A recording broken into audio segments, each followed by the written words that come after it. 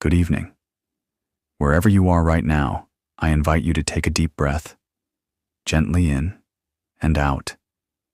Let the weight of the day melt softly away. This is your time now, a quiet moment, just for you. You don't have to focus too hard. Just listen gently and let the words wash over you like a warm breeze. You're not here to memorize facts or remember dates. You're simply here to drift, calmly and quietly, through time. Tonight, we'll travel far. Not quickly, but slowly. Far across the sands and savannas of a continent, to a land of golden kingdoms, great rivers, and soft, ancient songs. This is the story of the forgotten kingdoms of West Africa. Let us begin. Long before modern borders were drawn, before the noise of cities, and before the maps of the world were complete, there were lands in West Africa that hummed with life. The air was warm and dry in some places, cool and forested in others. Across the savannas, herds of long-horned cattle grazed lazily under the sun, and great rivers like the Niger flowed calmly through the land, curving like slow serpents of water. In these lands, kingdoms rose, not in a rush, but gradually, growing, shaping, softening. And though time has passed, and their names are now quiet whispers, they were once places of beauty, of peace, of life. Let us walk slowly through them now. We begin in what is now southeastern Mauritania and western Mali. A kingdom flourished here, long before the country of Ghana took that name. This was the kingdom of Ouagadougou, known to the Arab world as Ghana. Ghana, in its time, was known not for its warriors or its battles, but for its wealth, quiet, golden wealth. They did not mine the gold themselves. The precious dust came from deeper south, but Ghana sat at the meeting place of trade. Imagine it now. A slow-moving caravan of camels, footsteps pressing into the sun-warmed sand, tall baskets tied with rope, filled with salt and cloth, winding gently toward the capital city, Kumbi Saleh. The traders come not just from nearby, but from far-off lands to the north, Berbers from the Sahara, and even merchants from the Mediterranean coast. And when they arrive, they find a peaceful city, half of it bustling with traders and strangers, and the other half quieter, where the king resides. The king does not rush. He sits calmly, in long, flowing robes, surrounded by gentle servants, advisors, and even dogs wearing golden collars. He speaks slowly, listens carefully, and the matters of gold and trade are handled with patience. The people of Ghana, farmers, herders, artisans, live simple lives. Their homes are made from sun-baked mud, warm in the cool desert nights and shaded during the day. They cook millet and rice, serve dishes with soft stews, flavored by ground nuts and gentle spices. At night, the sky above Ghana fills with stars, clear and wide, undisturbed by light or noise. The kingdom flourished like this for hundreds of years, not loudly but steadily, before slowly fading as trade routes shifted and new powers began to rise.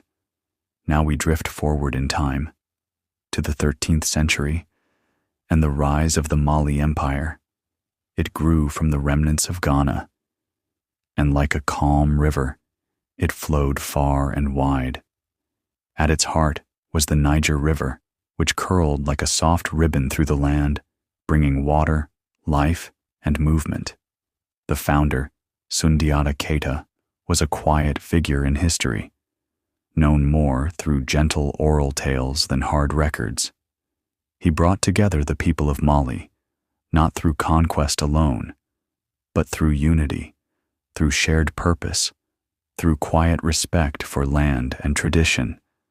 Mali became a place of peace and soft prosperity. Its fields grew golden with grain. Its rivers carried fishermen in wooden canoes, and its cities became resting places for travelers and scholars, and none more famous than Timbuktu. Close your eyes and imagine it. The slow heat of the sun on golden stone, dusty streets quiet under the hush of learning. In Timbuktu, students sat on mats beneath shade trees, listening carefully to the words of their teachers, writing with delicate care on wooden tablets or parchment scrolls. The University of Songhai held not just books, but ideas, dreams, knowledge passed gently from one generation to the next. Men in white robes walked slowly along the streets, carrying scrolls, pausing to greet one another with warmth. Timbuktu was a city of libraries, and though many of the manuscripts have faded with time, some still remain, tucked away in quiet homes, whispering their knowledge to anyone who still listens. And then there was Mansa Musa. He was emperor of Mali in the 14th century, and he was known not just for his riches, but for his generosity, for his devotion to learning and to faith. He made a pilgrimage to Mecca, but he didn't rush. His caravan stretched for miles, with hundreds of people, dozens of camels carrying soft bags of gold dust, and even musicians, storytellers, and servants. Along the way, he gave freely, to towns, to the poor, to fellow travelers, not for glory, but because that was his way.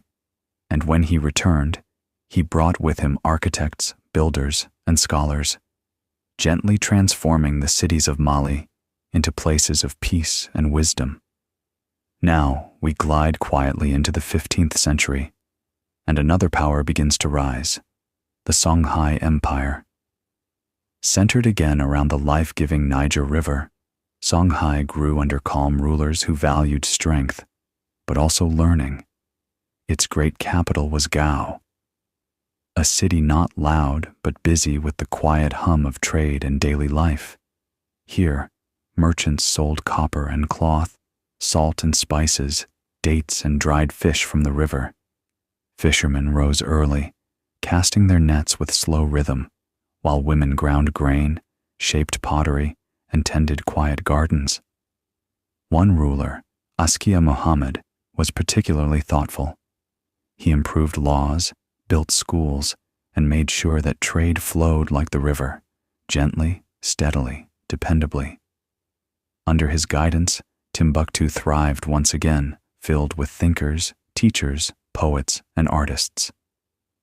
Imagine now a scholar at his desk, a soft candle glowing nearby, the quiet scratch of a reed pen on paper made from sheepskin. Outside, the desert wind whispers through the alleys. Even at its height, Songhai was not a noisy empire.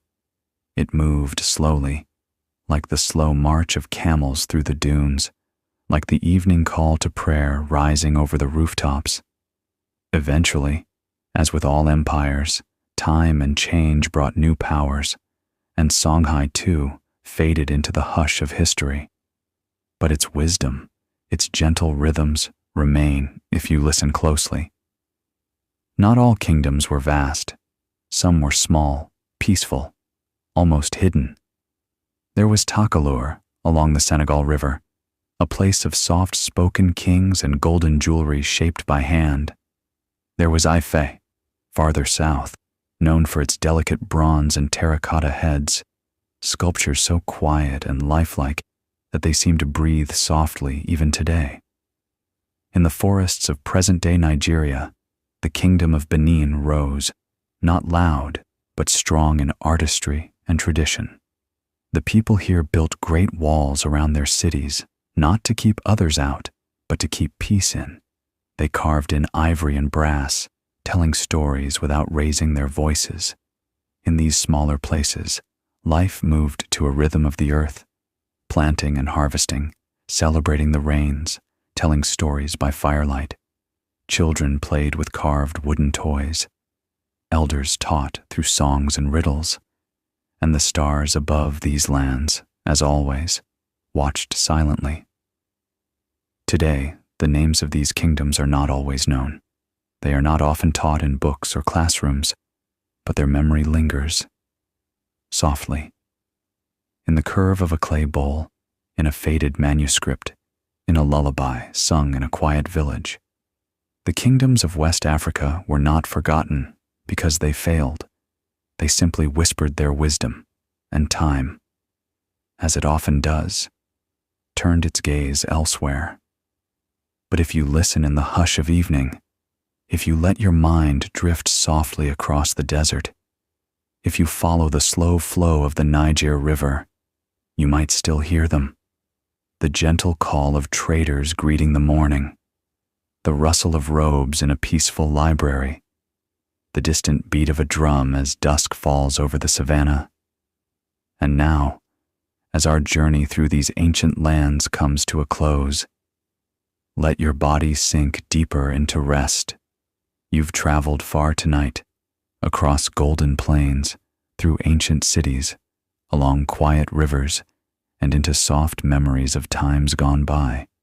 There's no need to hold on to any one thought.